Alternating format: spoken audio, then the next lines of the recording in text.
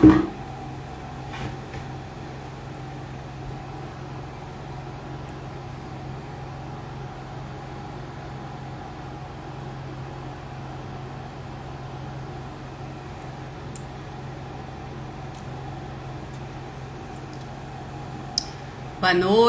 noite aos que estão entrando. Bem-vindos e bem-vindas a mais uma live aqui no Saber Infinito.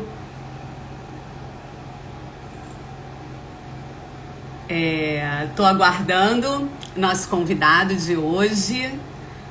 Quero já dizer que essa live vai ficar salva aqui no IGTV da Casa do Saber Rio e também vai estar no YouTube, no canal da Casa do Saber Rio e também no Spotify como podcast. Estou só aguardando o nosso convidado para a gente poder começar a conversar. Já me apresento também.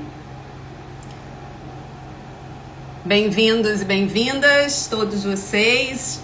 Estou muito feliz de vocês estarem por aqui.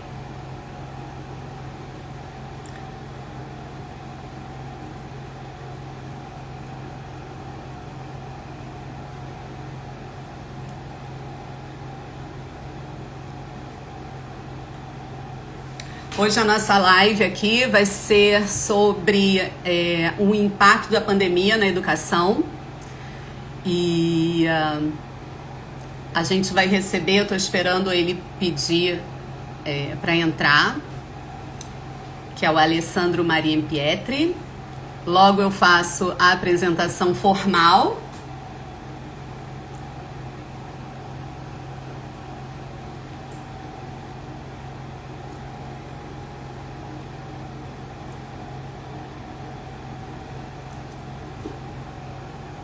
Tô só aguardando ele me pedir, tá, gente? Obrigada pela presença, obrigada pelo tempo, né? Porque é o tipo da coisa que é precioso hoje em dia para todo mundo. Acho que essa conversa vai ser muito bacana. Eu já vou me apresentando para não perder tempo, né? Para quem não me conhece ainda, eu sou Carla Jarlite, eu sou psicóloga. Sou educadora pelo menos há uns 30 anos, já estou denunciando aqui a minha idade. E fui convidada pela Casa Saber, por sugestão da queridíssima Carolina Sanches, a assumir essas lives voltadas para educação aqui do Saber Infinito. Então hoje eu estou estreando, digamos assim, né, aqui no Saber Infinito da Casa do Saber Rio. E é um prazer enorme começar conversando sobre os impactos da pandemia na área da educação. Alessandro já está entrando. Vamos aguardar mais um bocadinho só, mas ele já pediu. Oi, Alessandro. Olá, tudo bem? Tudo bem? Tudo bem, na medida do possível, né? Poderíamos estar melhor, mas vamos levando. Com certeza, é aquela velha história que a gente vai levando da melhor maneira possível, né?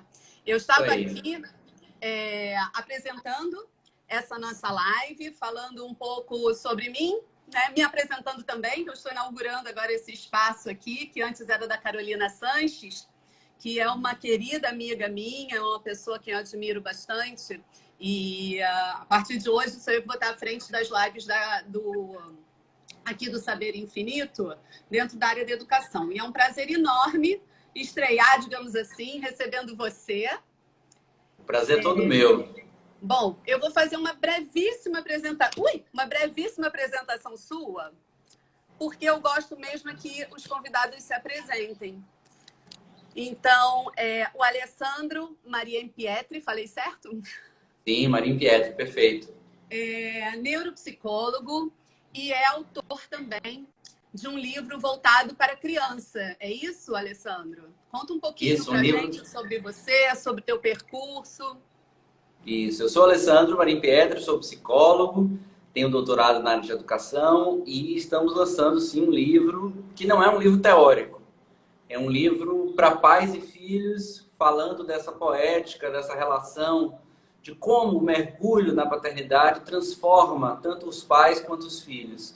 É um livro para ser lido entre pais e filhos, um livro ilustrado, e que está me dando muita felicidade porque ele é fundamentalmente baseado na minha experiência como pai. Talvez a minha melhor maneira de me apresentar para quem está nos ouvindo agora é a minha condição de pai de um garotão de 8 anos que modificou minha vida para sempre, felizmente. Posso imaginar, porque essas crianças são incríveis, né? A gente vai aprendendo com elas a cada dia, né? Um bocadinho. É isso aí. E uma transformação que eu defendo não é somente para os pais e para os filhos, mas é para o laço social. Eu acredito muito nisso. Eu acho que é priorizar a cultura da infância, priorizar um apego seguro, priorizar vinculações afetivas, produz uma geração de pessoas que são mais afeitas à alteridade, que são mais críticos, que são mais sensíveis, que são menos violentos, que lidam de maneira negociada com os conflitos. Então, eu acho que é um bem para o coletivo se a gente puder espalhar essa ideia, essa mensagem para o maior número de pessoas.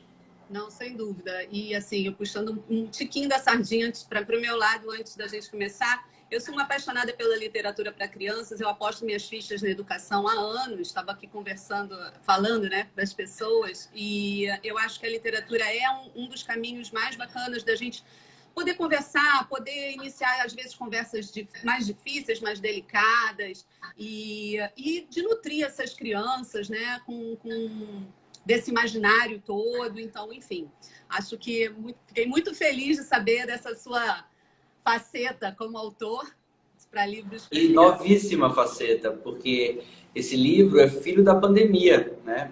Eu vivi uma experiência de ficar quase um ano inteiro dentro de casa com meu filho 24 horas, de manhã, de tarde e de noite. E essa experiência é uma experiência que eu nunca havia vivido. É inédita. E me fez uma transformação de vida. Eu mudei muito a minha vida por força disso. Eu percebi coisas nele e na minha relação com ele inéditas. Eu percebi detalhes, eu vi coisas que eu nunca tinha visto. E a necessidade de escrever para ele veio por isso. É uma coleção de livros, todos ligando a figura do pai com os seus filhos. Uhum. E esse primeiro é um texto para ele, dito para ele, né? Como se um pai pudesse falar para o filho o que significa a experiência da paternidade. E aí eu fiquei muito na dúvida se a gente lançava ou não lançava esse livro, porque era uma coisa estranha, no meio de tanta dor, a gente lançar um livro para crianças. Mas aí eu concordo com a Maria Rita Kel, que diz assim, quando a gente está no meio de uma barbárie, a gente precisa criar focos de civilização. Precisa acreditar que tem que fazer umas coisas para, sabe? E é mais ou menos nesse sentido que a gente está fazendo isso. A ideia de, diante de tanta dor, ver se a gente consegue, sem desrespeitar a dor de todo mundo, que eu sei que é imensa, mas poder entregar alguma coisa de qualidade para as crianças e para os seus pais, para poder ressignificar, para poder fazer algum sentido. Sem dúvida. Fico muito feliz com isso. Eu acho que muito do que você está trazendo aí, desse teu viés de escritor e dessa aproximação com o seu filho, a gente vai conversar por aqui de alguma forma, né? Porque a pandemia, ela simplesmente já está conosco, ainda estamos imersos nela, infelizmente, há um pouco mais de um ano, né? Estamos aí todos os dias nesse terreno frágil, delicado, lutos diários, né? De todas as formas e intensidades. E eu fico pensando assim, se a pandemia nos escrachou alguma coisa, foi a nossa vulnerabilidade, de alguma forma, né? Eu acho que a gente se desacomodou e se inquietou de uma maneira, como ser humano, né? De uma maneira muito grande, muito por conta dessa ruptura, né? De que veio algo que ninguém estava esperando. Nunca poderíamos fazer ideia de que fosse acontecer uma coisa dessas, e ainda mais em dimensão mundial, né? E que nos desestabilizasse, bagunçasse a nossa vida de uma tal maneira e não deixando com que a gente fizesse nenhum tipo de planejamento, né? Muitas vezes nem a curto prazo a gente consegue planejar alguma coisa, que dirá a médio e longo prazo a gente ainda vive nessas incertezas, né? E aí eu fico pensando o que a pandemia, além da questão da vulnerabilidade, né, que para mim ficou muito forte, o que que ela também nos atingiu nas nossas necessidades assim mais básicas, afetivas, digamos assim, e se você tem o que que você tem observado sobre isso, o que que você tem pensado sobre isso em relação a consequências, enfim, queria que você conversasse um pouco sobre esse tema. Eu acho que é um tema ultra urgente. Eu fiz uma live há poucos dias dizendo que era muito difícil começar 21 porque 2020 nunca vai acabar. Verdade. E eu fiz uma brincadeira com um livro chamado 1968, O Ano que Não Terminou. Um livro conhecidíssimo, Sim. falando de 68 do século passado como um ano tão absurdamente louco, potente, que nunca mais a humanidade vai esquecer desse ano. Ele é um ano que persiste nos nossos dias até hoje. E eu acho que 2020 é um outro ano desse.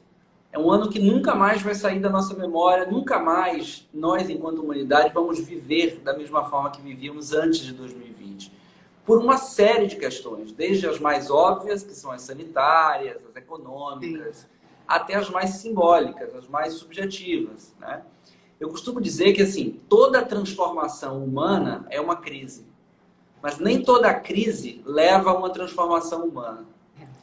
Isso vai depender muito de nós como sujeitos, do ponto de vista individual e coletivo, que arranjo a gente vai dar para tentar tirar desta crise alguma chance de transformação da realidade.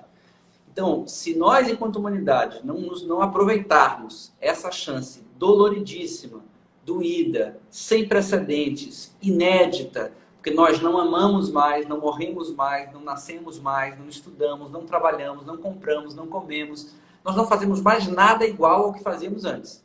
Fazemos tudo diferente agora por força da pandemia. Então, se a gente não aprender com essa experiência para reeditar, repensar, reconstruir, reinventar as velhas formas do viver, no mínimo vai ser um desperdício imenso de lágrimas, né? Um desperdício imenso de vidas, um desperdício imenso de esforço, de privações, de dores, de lutos. Então, o que eu mais vejo como psicólogo clínico é um sofrimento imenso por uma série de perdas. Quando você pergunta o que ela escancarou, indiscutivelmente a nossa vulnerabilidade, a nossa transitoriedade, a nossa impossibilidade de controlar tudo, a nossa pequenez diante do universo, diante da vida, que eram coisas que a gente conhecia, mas negava. Com a nossa onipotência de homem contemporâneo, a gente fingia que a gente podia tudo, que a gente era do tamanho dos nossos sonhos, né? Disfarçando, né? Disfarçando e vivendo ali uma ilusão. E aí veio a pandemia e deu uma rasteira. Mas eu vejo outras coisas negativas e positivas. Vou falar de algumas positivas. Por exemplo, a importância capital da arte.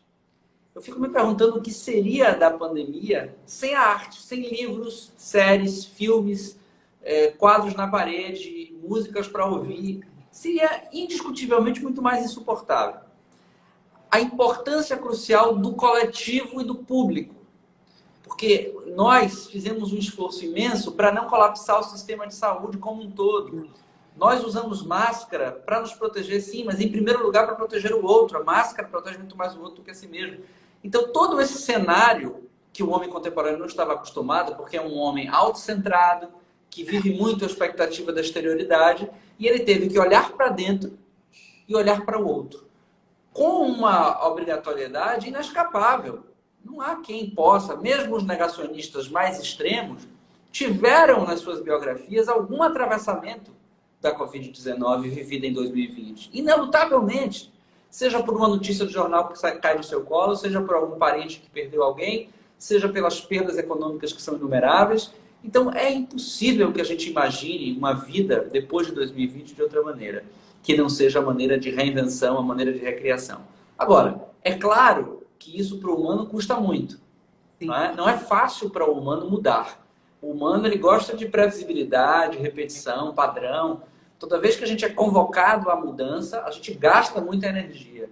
E a gente tende a criar ali algumas saídas para que isso não aconteça. Então, é muito difícil dar qualquer conselho ou sugestão em tempos como esse, mas a minha sugestão é mergulhemos nas nossas dores em profundidade para sairmos dela com alguma chance de reinvenção da vida. Se a gente não fizer esse movimento de para baixo e para cima, se ficarmos na superfície, há um risco muito grande de que a gente não aproveite todo esse caos para tentar transformar em alguma coisa mais palatável, mais possível, e começar a enxergar um horizonte mais alvissareiro no futuro. É bem o que você falou, né? Essa coisa do que a gente faz com essa dor toda, né? Eu acho que todo o resto vai depender do que a gente for capaz de fazer com tudo que está nos acontecendo agora, né? Não vai ter outra forma. Tem que encarar e segurar o touro à unha mesmo, né? Não vai ter jeito. Exatamente, é inescapável. Alguns com mais força, outros com menos. É claro que aqueles sujeitos do Brasil, que é um país continental, de desigualdades estruturais e históricas, aqueles que foram alijados, retirados dos seus direitos mais essenciais por uma condição histórica que está aqui desde que aqui chegaram os portugueses, exato, muito anterior. Objetivamente, para eles é muito mais difícil do que para mim, para você, que de certa maneira estamos sentados em privilégios. Exatamente. Estamos no ar-condicionado, estamos com algumas condições ali garantidas. Mas mesmo para nós e para eles, há uma condição subjetiva que atravessa toda essa condição da realidade, que é devastadora. E essa não escolhe lugar, essa invade e fim, como diz o Djavan, invade e fim. É isso. Quando nós menos percebemos, já está. E a gente vai precisar lidar com isso inescapavelmente. Sim. Você comentou no início, né, falando do seu livro, né, e da dúvida de se publica, se não publica, mas veio com essa história de que era algo que você estava vivendo ali naquele momento também com seu filho, essa proximidade muito maior do que havia antes, pela correria da vida mesmo, pela organização da vida, que passou a ser outra, né? E aí eu fiquei imaginando também nessas mudanças nas relações familiares, né? Nessa mudança também da relação da família com a escola, da escola com a família, porque literalmente, quase que do dia para a noite, em termos de escola, ela teve que mudar absolutamente a forma de ensinar, né? E a escola passou a ser dentro de casa. Ao mesmo tempo, o trabalho dos pais também passou a ser dentro de casa. Começou a casa que era um lugar quase que de passagem, passou a ser um lugar de estar, né? E de estar todo mundo junto, mais ou menos ao mesmo tempo. E isso foi durante um bom período, né? Alguns meses, assim. Quase um ano, né? Para muitos, quase um ano. Exatamente. Para muitos, quase um ano. E o que você nota aí de aspectos de mudanças, obviamente, de mudanças que foram positivas nessa nova configuração, assim? Em relação às famílias, eu tendo a não mitificar a relação familiar. Eu acho que a relação familiar é uma relação como outra qualquer.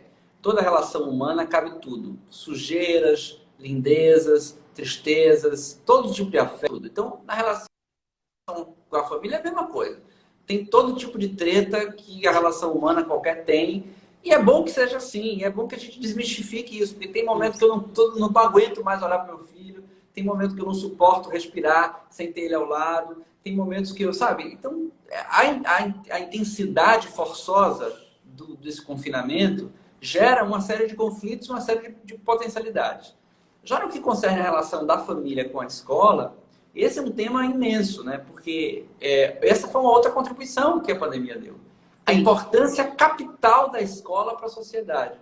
Não da escola no sentido estrutural apenas, que é importantíssimo, de tijolo e cimento e lousas, mas da escola enquanto espaço simbólico de transformação da realidade, que, como disse o Paulo Freire, não transforma realidade nenhuma. Transforma pessoas que transformam realidades. Então, no sentido de transformar realidades humanas, a escola é um lugar de encontro de afetos. A escola é um lugar onde as pessoas se encontram. A escola é um lugar que representa um projeto social de civilização. Porque imagine você botar 500 meninos existindo de acordo com a mesma lei simbólica, independente dos seus credos, raças, costumes, todos ali funcionando sem se destruir. Isso é lindo, isso é muito potente e isso para os tempos de hoje é crucial. E aí a gente viu que não dá para viver sem a escola. E aí esse texto de que a escola foi para casa, o que eu sempre disse, é claro que de certa forma a escola foi para casa, mas o que eu disse é, a escola precisa sobreviver. É impossível fazer a escola em casa. O que nós estamos fazendo com o ensino remoto é um mal necessário, mas não é bom. Bom para criança e adolescente é estar na escola. Especialmente se essa criança e adolescente for uma criança e adolescente que não esteja sentada em privilégios, como eu brinquei há anos. Porque essa escola protege de uma série de coisas, essa escola alimenta, essa escola transcende, essa escola protege, essa escola joga um papel na construção cidadã desses meninos e meninas infinitamente crucial. E mesmo naqueles que estão na escola de gestão privada, a escola é fundamental para que as crianças se desenvolvam. Mas ela é fundamental enquanto espaço vivo. E enquanto organismo vivo, ela pode sim transcender para os extramuros da escola a sua ação e o seu ofício. Então, da mesma maneira que a escola esteve em casa, a gente precisa lembrar também que os professores abriram suas casas para os Sim. nossos filhos entrarem. E isso é lindo de ver. Uma categoria de pessoas que ganham, em geral, pouco, que trabalham muito, que precisam cada vez mais de valorização histórica, abrem o seu espaço da sua casa para que meu filho entre e vá estudar, não fundamentalmente para aprender como crasear o ar em primeira instância, mas para manter viva a experiência socioeducativa. E isso é imenso. E o Brasil conseguiu, da maneira trôpega, da maneira ruim, da maneira incompleta que foi, porque sempre será numa pandemia, mas nós conseguimos manter muitas escolas, muitas experiências escolares vivas, e isso é algo que merece todo o nosso respeito. Agora, a gente precisa entender que é chegada a hora também das autoridades começarem a rever alguns parâmetros. Por quê? Porque até pouco tempo atrás a gente não tinha ciência produzida sobre isso. Quando me perguntava quais são as consequências psíquicas, a minha resposta é sei lá. Não há como prever cientificamente, há como prever subjetivamente, assim, pelo que a gente sente, pelo que a gente vê. Mas a gente nunca viveu uma experiência como essa para ter guidelines científicos que nos dê algum patamar. Então, a mesma coisa é sobre essa questão da escola. A gente agora já tem ciência demonstrando que as crianças não são assim tão perigosas no sentido do contágio.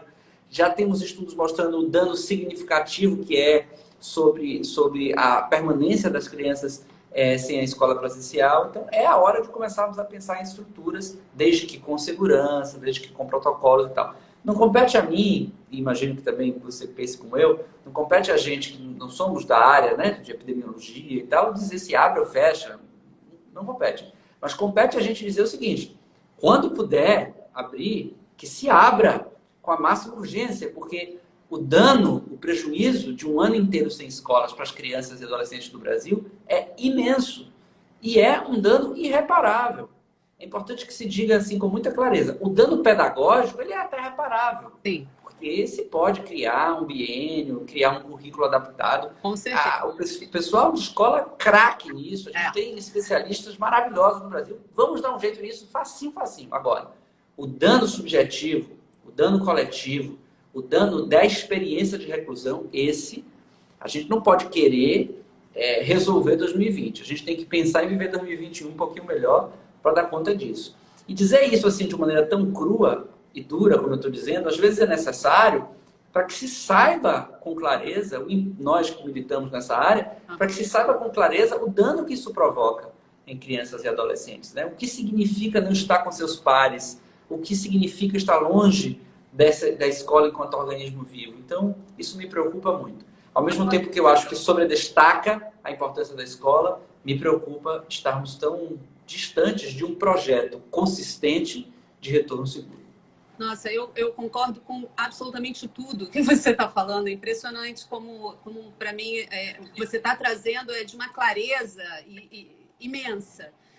Ao mesmo tempo, eu fico me perguntando assim, agora na verdade, a gente está falando sobre retorno à escola desde que a escola fechou, né? A gente está 1 ano falando sobre esse retorno presencial. Só que agora iniciou o ano letivo, né? O 2021 começou e as escolas realmente estão se mobilizando mais para voltar realmente à ativa dentro de algum contorno ali. E eu fiquei pensando o que seria para essas crianças, né, e para os adolescentes, ir para uma escola num molde completamente diferente daquilo que ele já experienciou. Porque, como você disse, e eu concordo plenamente, escola é lugar de encontro, né? E escola brasileira não é só de encontro, é lugar de confraternizar, é lugar onde o olho no olho é uma coisa muito importante, a flor da pele, né, o toque, o abraço. Tudo isso é muito vivo na escola brasileira. Isso eu vejo com muita clareza. E aí essas crianças e adolescentes vão voltar para uma escola um pouco diferente pelas circunstâncias, óbvio, né? Professores, amigos, todos de máscara, ainda precisando cuidar do distanciamento, enfim, todos os protocolos de higiene, claro. Mas eu fico pensando se não há também um estranhamento disso, sabe? Ou se esse estranhamento, é melhor que haja esse estranhamento e a gente vai lidar com ele da forma que puder, do que essas crianças ficarem ainda mais um pouco nas suas casas, enfim, sem essa coisa da experiência escolar, né? Eu acho uma excelente pergunta e realmente estamos muito afinados, embora não tenhamos combinado. Eu falei disso, né? Que a escola que as crianças vão encontrar é uma escola outra. E é preciso também deixar a expectativa da escola que nós deixamos em 2019 em 2019. E por isso eu defendo que haja, junto com os protocolos sanitários de higienização e etc, e tudo isso que é fundamental, um protocolo de saúde mental. É preciso haver um protocolo de saúde mental para acolher a professora, a merendeira, a servente, a diretora, o pai, a mãe, o menino, todas as pessoas que compõem esse cenário socioeducativo. Por quê? Porque a escola que vai estar lá não é a escola que nós imaginávamos, é uma escola completamente nova, talvez no mesmo estrutura de espaço, mas funcionando de um jeito completamente diferente e com um nível de tensão muito elevado. As crianças estão tensas, os adolescentes estão tensos, os pais estão tensos, os professores, os funcionários, todo mundo está tenso. É uma responsabilidade muito grande. Há uma tensão generalizada. E se não se incluir um protocolo de saúde mental sério, que ouça e dê voz a todos os agentes, que seja democrático, que seja coparticipativo, o que vai acontecer? As pessoas não vão conseguir seguir o protocolo sanitário. Porque elas vão estar tão ansiosas, elas vão estar manejando o estresse num nível tão tóxico, que muito provavelmente elas vão se esquecer de fazer algo que deveriam fazer, e isso pode ser danoso, tanto do ponto de vista prático da saúde física, quanto do ponto de vista da culpa, das fantasias, de uma série de coisas que podem acontecer do ponto de vista psíquico por conta disso. Então é fundamental, a minha defesa em todo lugar que eu vou é essa, é que a gente consiga incluir protocolos de saúde mental, que os protocolos que foram contratados por médicos infectologistas, por quem eu tenho absoluto respeito, não sejam enfiados goela abaixo nos funcionários e nos professores, que ele seja discutido, que ele seja avaliado a sua capacidade de ser execuível, porque quem entende do riscado de educação são essas pessoas. Aquelas lá entendem muito dos protocolos de saúde, mas quem entende da transposição desse protocolo para a realidade de uma escola é quem vive o chão da escola. E essas pessoas precisam estar muito cientes, empoderadas de um lugar, capazes de, não somente de entender o protocolo, mas fundamentalmente de opinar, de sugerir, de participar. E incluir neste protocolo um protocolo de saúde mental para dar um mínimo de escuta e de acolhimento a essas pessoas todas, para que a gente consiga fazer uma escola presencial, ainda que não da maneira que gostaríamos. Porque eu não tenho dúvida, respondendo a sua pergunta, entre uma escola presencial, meia boca, e uma escola remota, eu me abraço com a escola presencial meia boca, desde que com segurança, claro, para saúde, nos quesitos de saúde, claro. Desde que isso garantido, indiscutivelmente é melhor. Indiscutivelmente é melhor, porque é mais dinâmico, porque é mais vivo, porque não submete as crianças a uma hiperexposição a telas, porque não tem os distratores domésticos, porque recompõe a possibilidade dessa criança se deslocar de um lugar para o outro e estabelecer relações sem os pais. Isso é fundamental para o desenvolvimento de uma criança. A criança precisa se separar dos pais em algum momento para existir melhor enquanto sujeito de coletividade.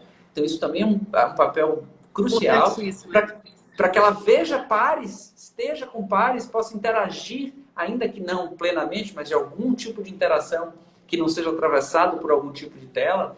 Então, eu indiscutivelmente acho, por tudo que eu li, por tudo que eu estudei, por tudo que eu vejo, né, e converso com professores e com pessoas que são desse campo, eu tenho muita certeza de que a escola presencial, desde que segura, é melhor do que a escola remota. Agora, a gente está falando aqui dessa questão emocional, né? O que eu pude notar nessa conversa toda ao longo dessa discussão sobre volta, não volta escola, foi realmente a grande preocupação de especialistas e dos próprios docentes e dos próprios gestores em relação ao aspecto emocional, né? Das crianças, dos adolescentes e também dos professores, né? Uma vez que eles vão estar ali, né? Não, são eles os que estão ali frente a frente todos os dias com aquelas crianças e dentro ainda de um contexto que inspira uma certa insegurança, uma certa fragilidade ainda, né?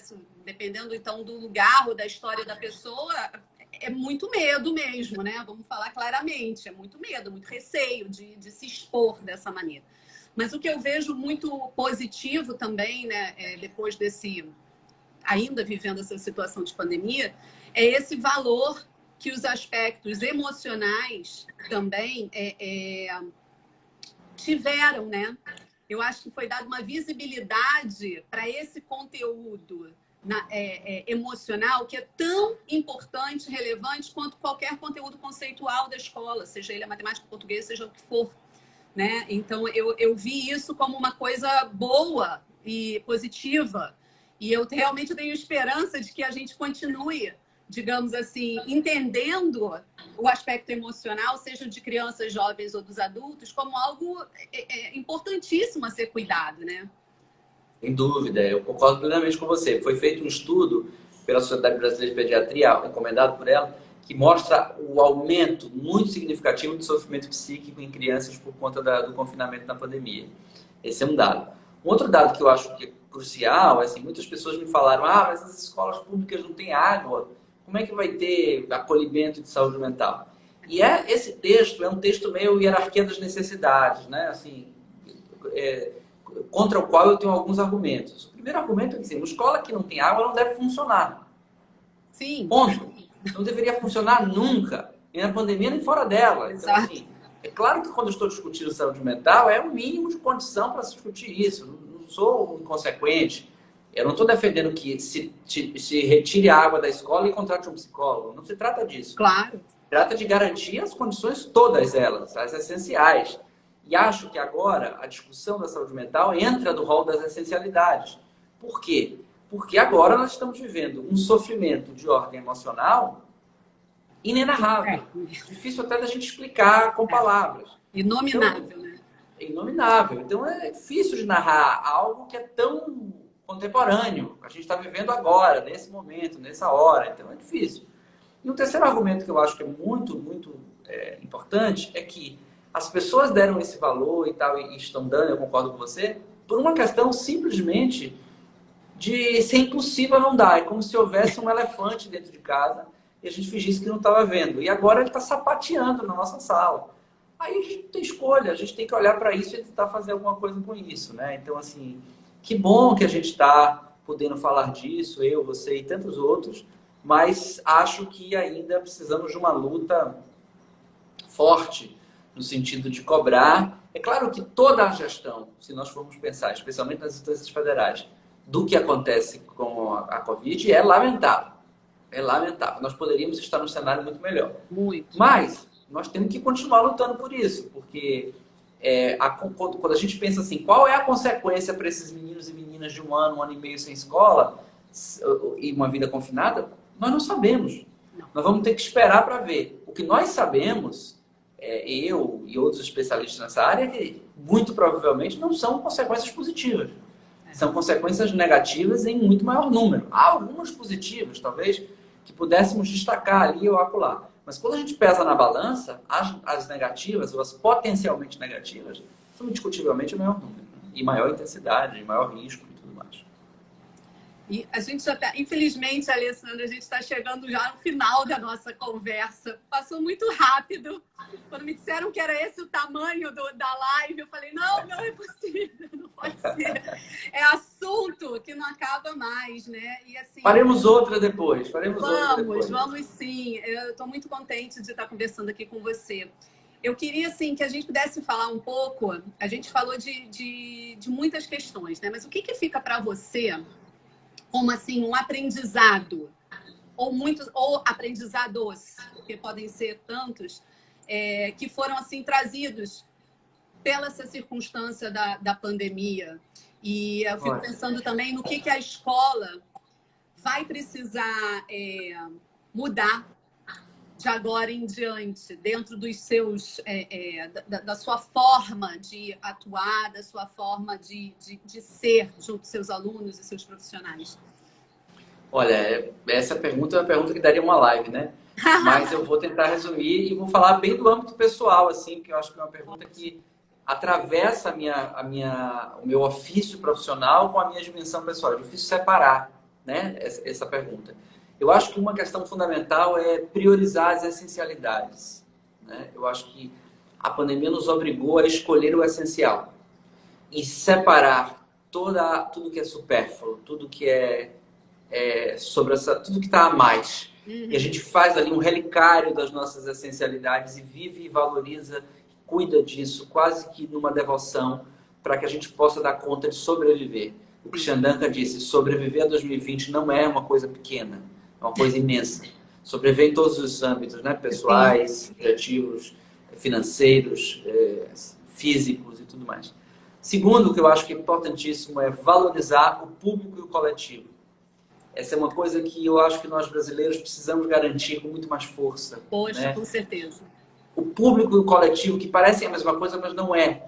O coletivo e o público são coisas ali irmanadas, que precisam ser cuidadas, vividas, experimentadas, ocupadas. Que falta faz estar numa praça pública, né? Que falta faz poder sair de casa simplesmente sem um planejamento para isso. Então, valorizar isso eu acho uma coisa importantíssima. Valorizar a arte como uma coisa fundamental. A arte existe porque a vida não basta. A vida humana é uma vida inventada, é uma vida sem arte, uma vida miserável. E a gente não merece isso, porque nós somos sujeitos de linguagem, a gente vive uma vida inventada. Então precisamos botar a arte, a cultura como algo capital, como algo central, uma espinha dorsal do nosso existir. E, por último, a dimensão afetiva da vida, né? A gente vivia uma vida muito atropelada, de correria.